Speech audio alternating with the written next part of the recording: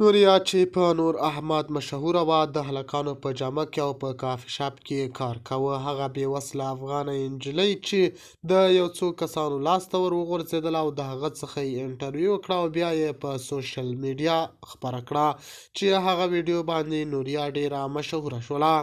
هغې د خپل د خولې حال وګورئ. د باور ټي وي چینل درنو لیدونکو سلام، ستړي مشئ، وخت مو په خیر. په سر کې یادونه کوم که باور ټي وي چینل مو نوي سبسکرایب کړئ په درنښت سره باور ټي وي چینل سبسکرایب کړئ. هغه بې وسله افغانه نجلۍ چې کور سرپرست نه لري اوس هم او مخکې یې په کافي شاپ کې کار کاوه چې هغه پې هم بنده شوله. هغه ویلي دي زه د کور سرپرست نه لرم او غواړم چې ځان ته د یو کور سرپرست پیدا کړم. د هغې نجلۍ عمر هم ډېر کم دی، ان تر 14 کلونو پورې عمر لري.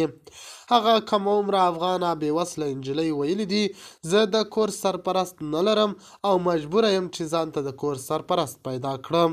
هغه ویلي دي موږ به خورو څه او څه به کوو. هیڅ خپلوان او نورو افغانانو یې هم تپوس ونه کړو. هغه افغانه نجلۍ چې عزت د ټول ملت عزت دی، هیڅوک حق نه لري چې د یوې بې وسه نجلۍ سپکاوی وکړي او یا یې په نوم ځان مشهوره کړي. هغه کسانو چې له ده څخه یې ویډیو وکړله او په سوشل میډیا یې خپره کړه، هغه ویلي زما عزت ته یې لویه ضربه هم رسولې ده او زما روزي چې د یو کافي شاپ نه راتلله هغه یې هم بنده کړې ده.